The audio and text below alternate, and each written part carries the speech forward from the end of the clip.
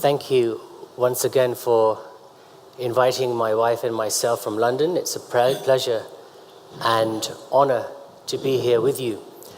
As Raghav said, I was a sadhu, a swami, for 20 years for a very affluent global Hindu organization.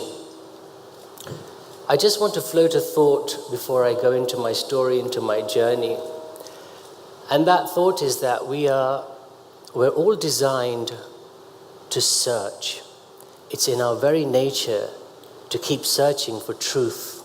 We express it in different ways through our careers, through the way we pursue sports or music or dance or whatever it is. When you look at every human being's creative expression, especially when it comes to the pursuit of excellence, it comes from a deep internal design, and that is that we are always searching for something more. We're searching for a truth. The root word for truth is real. I just want to offer that thought before I start sharing my story. So, my family are from Gujarat, but my parents were born in Kenya. A lot of the Gujaratis in the UK are from East Africa. My parents moved to England in the 60s with nothing. I was born there in London. In a typical traditional Hindu family, we had a ghar mandir inside a special designated room. Every morning we would do the arati, then go to school, we come home, we do the arati. We didn't eat meat, and all of the rules and rituals and religious activities were very, very pertinent in our house. But let me just share a little about Gujaratis when they moved to the UK from East Africa. They always wanted a place to belong. So small little pockets of mandirs were set up across London. My family regularly attended a mandir in northwest London. So this was a way of life, going to school in London. My brother and I, my brother is elder to me, we were the only Indians, only colored people in the whole school. So Monday to Friday we were in this atmosphere. On the weekends we would be in the mandir. At home it was a very typical Hindu environment as well. Slowly as I grew up in the West, I was exposed more and more to the mandir by my family. It was traditional. It was the way we did community. We maintained cuisine. We maintained culture that way. When I was 16 years old, I was made the youth head of the mandir in North London. And at that time, in 1988, the guru of the organization had come to London, and I was asked to speak and give a sermon. And for us, the Guru was God. We worshipped him as God. He was the personification of God on earth. There were 3,000 people seated in the audience, and from my school teachers, I knew that I had a gift of speaking. I was told this, and I shared the sermon on various Hindu scriptures, and everybody was really happy. The Guru was ecstatic. I still remember the moment vividly today. After I gave my speech, I went and bowed at his feet, and he said, "You'll become a very good Swami, a very good sadhu if you become a priest. You know, you'd do really, really well." Immediately, I was just elated by this whole idea of serving God, because he was God, going to heaven, having this incredible peace, incredible joy, this whole enlightenment that every human being is designed to search for. I will have all of that. So I was 16 at the time. I finished my A-level exams in London, and by this time I was so fanatic to search and serve God. My brother and I actually ran away from home to India to train in a monastery in Gujarat. The monastery is set on a 250-acre campus.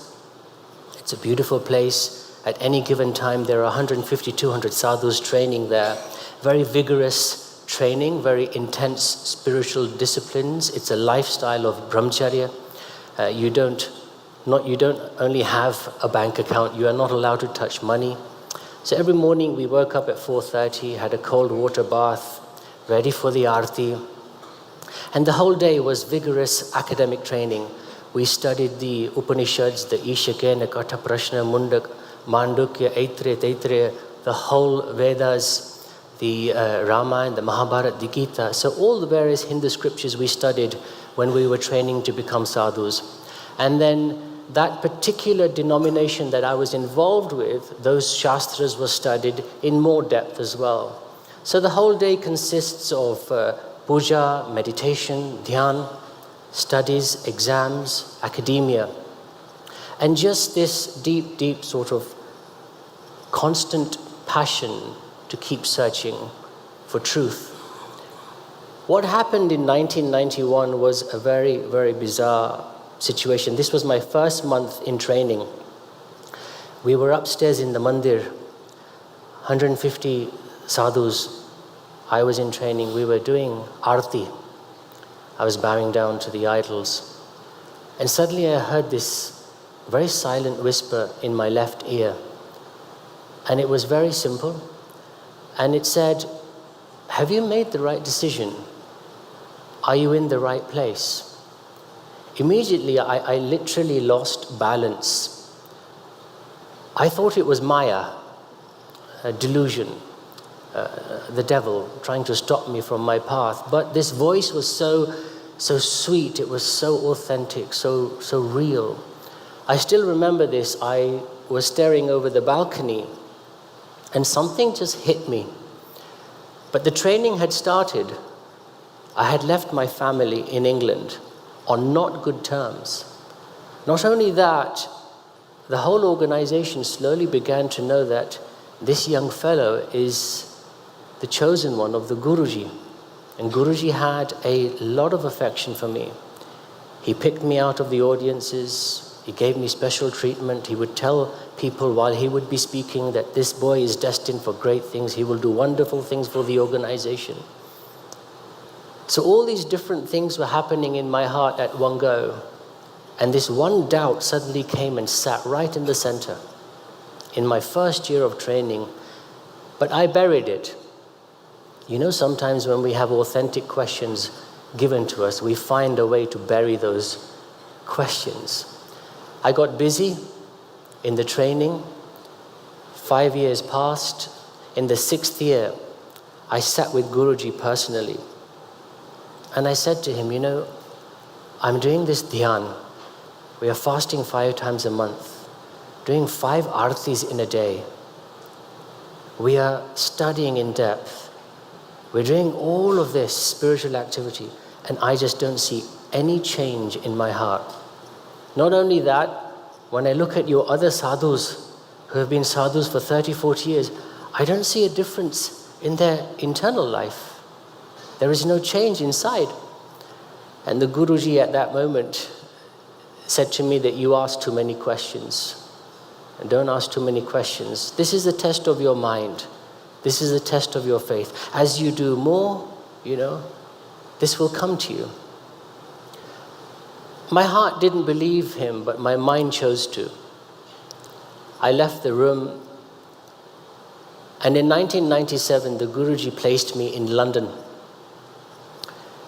Now, along with being placed in London, in my journey up until then, I kept on falling ill. While I was in India in the training, I had malaria 5 times. I had brain malaria twice. I was always on antibiotics. Different things kept on happening to my body as I was training. And I was taught in the theology that the body is meant for sickness. It gives you the chance to tolerate and develop your patience. Somehow, that didn't sit here comfortably, but my mind justified it. It sounded intelligent, it sounded philosophical, it sounded very, very smart. So I tend to believe that. In 97, I came to London with a doubtful mind. And I decided to still pursue my passion to search and serve Guruji. I was made in charge of the whole of Europe. I started getting very busy. Again, another way to bury my pain. I planted mandirs in Belgium. I planted a mandir in France. I planted a mandir in Portugal. I planted other centers in Milan, in Rome, in Geneva, Switzerland, in Sweden, in Norway, in Moscow. Slowly, I developed a congregation of 1,600 people across the whole of Europe. I became very famous in the organization. I was one of their most affluent speakers. On the outside, everything was wonderful. I was traveling in business class, in first class. People were bowing at my feet. Before I even get onto the stage, 8,000 people are standing, giving me a standing ovation because I was known to be an eloquent speaker, a very smart speaker, an intelligent speaker.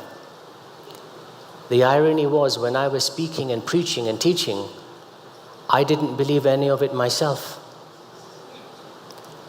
I was in Norway once and I was speaking and I told the congregation, please don't record any of my talks. They thought I was being humble. I was actually telling them not to record it because I actually don't believe what I'm preaching. In Orlando, in 2007, I was asked to give the keynote speech at the National Convention. 8,000 people, after my 10 minutes of speaking, stood up and clapping. And they continued clapping for about 1 or 2 minutes. I left the auditorium and I went into my room in the hotel and I took an antidepressant tablet. What people were seeing on the outside was not happening on the inside. It was a very different story inside. So within this organization, I became the public speaker, I became their fundraiser. Any project that we would start, within 1 year, I could raise £1 million. I became their church, their temple mandir planter. I developed congregations, started meeting prime ministers and presidents and ambassadors and key figures of society, all the fancy frills anyone desires and wants. I had all of that. But inside, there was no joy, there was no nourishment, there was no peace. So secretly, I went on my own search. I went back into the Hindu Shastras again, and I started studying other Hindu denominations. I studied the Gita again. I studied the Mahabharata again. 4 times I went into the depths of that scripture to try and get something from it. I went into the Ramayana again. Then I looked at Sri Arvinda. I read his Savitri. I read his Transcendental Mind. That book is this thick. I read his letters. I read Vivekananda's works. All of it was very intelligent. It was really smart. It sounded really good, very philosophical, and very, very, spiritually cool. But nothing was really feeding the inside. So I just continued getting more and more busy.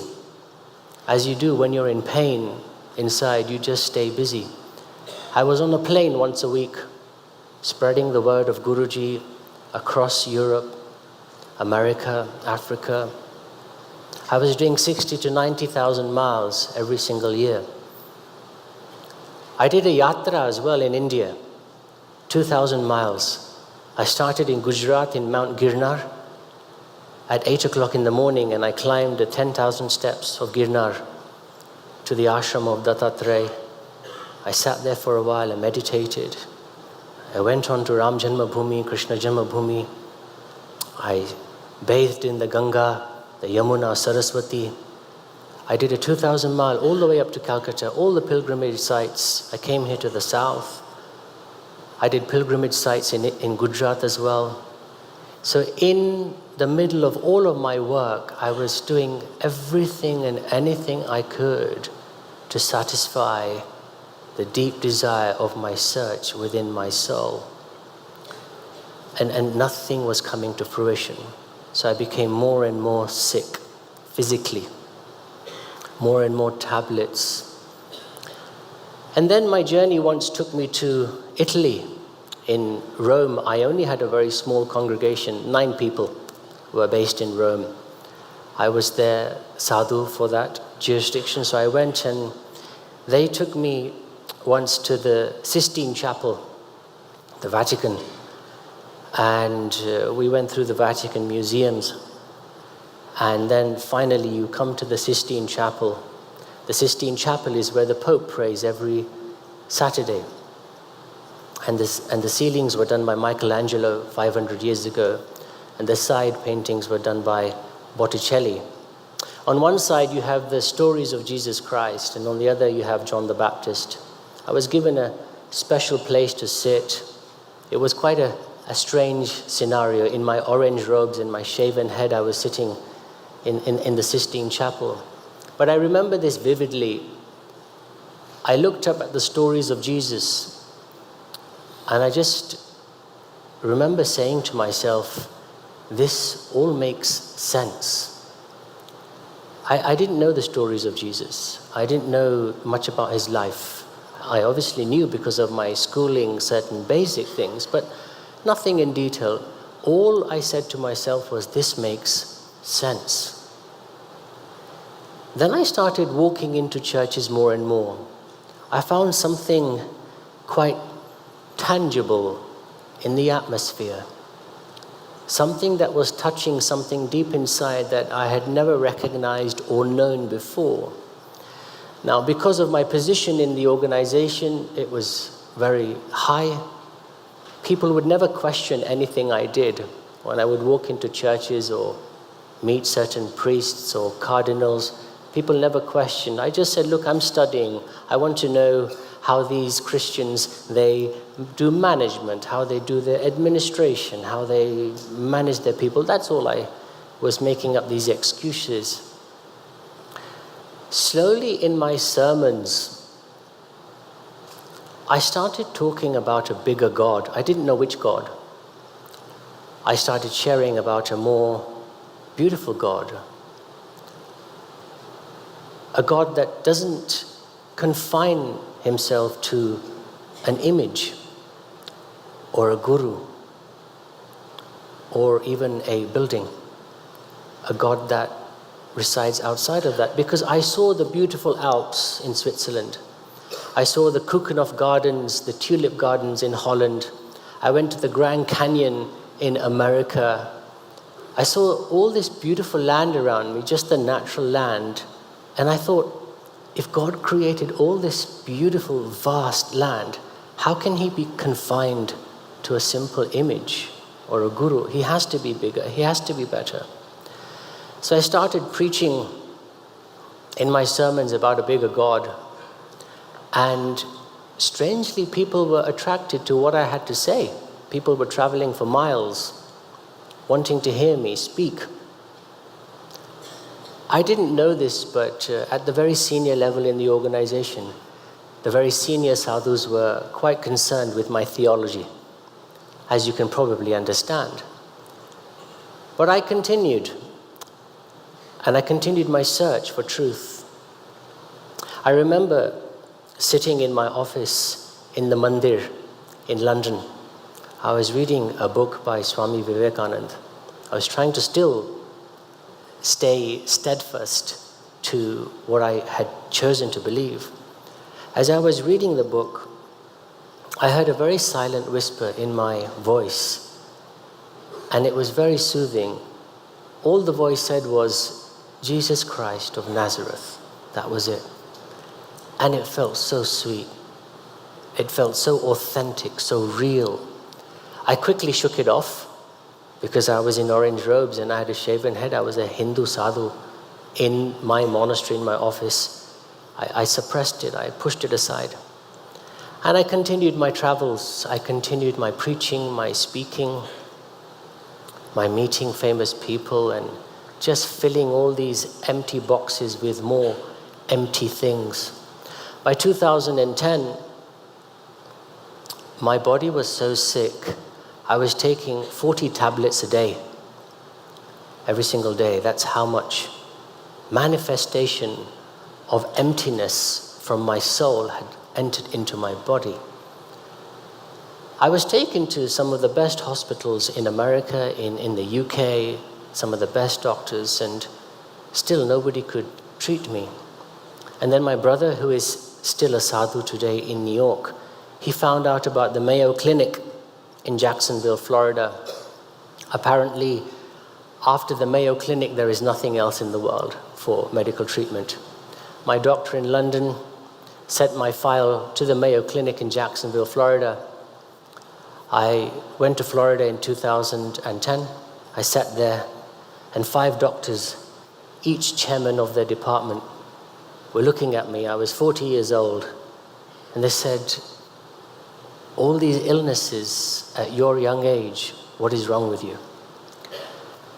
So then I began a 10-month treatment within the clinic. I was forced to rest, forced to be still, no activity.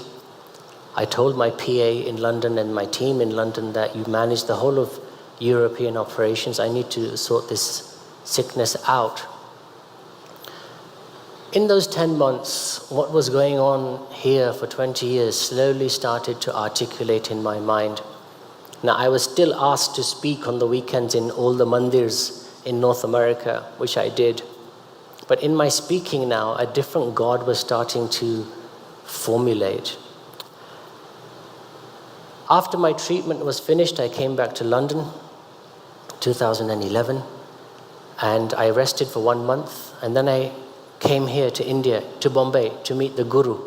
I had not met him for 1.5 years, and he was like a father figure to me. He was my God. He was still my God. My heart maybe didn't believe it, but I chose to believe it in my head that he is everything. He's my father figure. He's someone I'm going to follow for the rest of my life. I went into the meeting, and he was very angry with my theology. I will not go into the meeting in too much detail, but as a punishment, I was asked to remain in the villages of India. And for the first time in my life, I said no to God.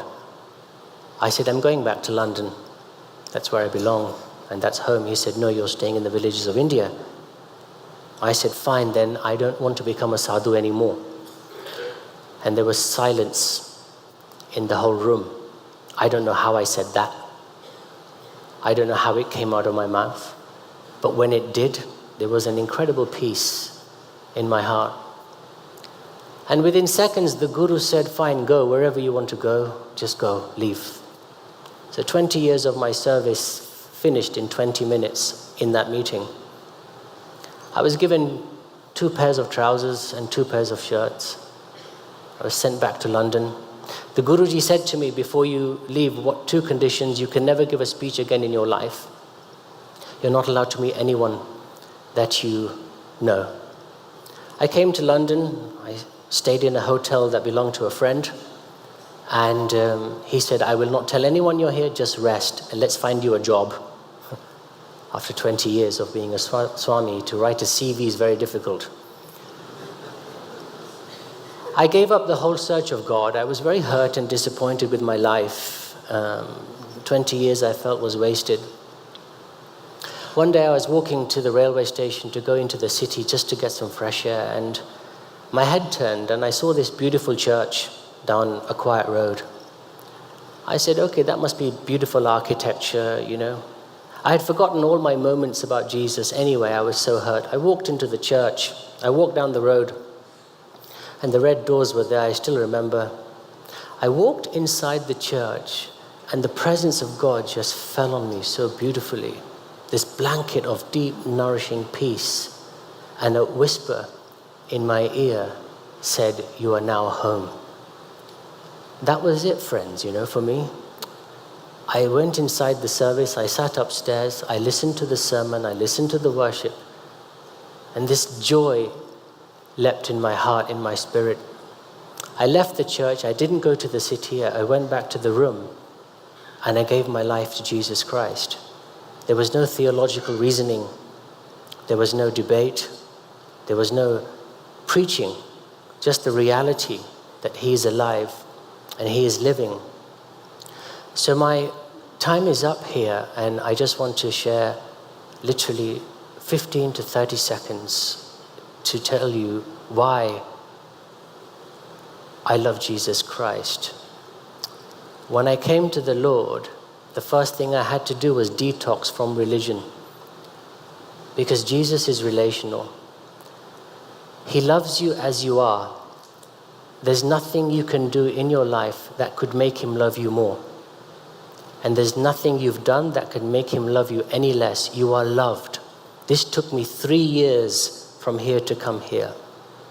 The sole purpose of my life, God said to me when I gave my life to Jesus, was to be loved. No fancy titles, no speaker, no writer, no fundraiser, no planter of churches. You are a son of God, and you are designed to be loved. And Christianity is not a Western religion. If you read the Bible, its culture is very close to Indian culture. You don't have to leave your culture to follow Jesus. Jesus is relational. He's not religious. He loves you as you are. And you cannot work for his love. This took me 4 years to understand. I was doing pujas and pilgrims and mantras and readings and fastings. You cannot earn the love of God. Any decent father and mother does not require their child to earn their love. The child is loved as they are. So Jesus Christ loves you. He wants to be with you. It's a personal relationship. He designed you uniquely, fearfully, wonderfully, beautifully. So he designed you, and he is speaking to you right now. In the way you are uniquely designed, he is speaking with you. And he wants a personal relationship with you. He doesn't need an institution to speak to you. He can speak to you wherever you are, in your lunchtime, on the street, in the park. And he loves you, and he wants that relationship. And he will free you from the inside, which is what happened in my journey.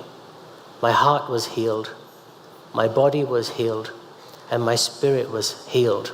And that journey continues beautifully with Jesus. When I came to the Lord, I had no food for 3 days. This was my condition. Nobody wanted to speak with me. I didn't have a place to live. I didn't have any work. Forget any money. There I had everything. Thousands of people bowing at me. First class travel, luxury cars, food everywhere. And yet here in Christ, this joy, that's not laughter, what the world call laughter, this joy of this living God, when you spend time with him, overrides every materialistic idol that we come across in today's world. I didn't think once I should not have left. I was in a dire situation. I didn't know how to write a CV. But the peace, love, and joy of Jesus Christ is so deeply nourishing. I just chased him even more. And I continue to do that today. Thank you very much for hearing my story.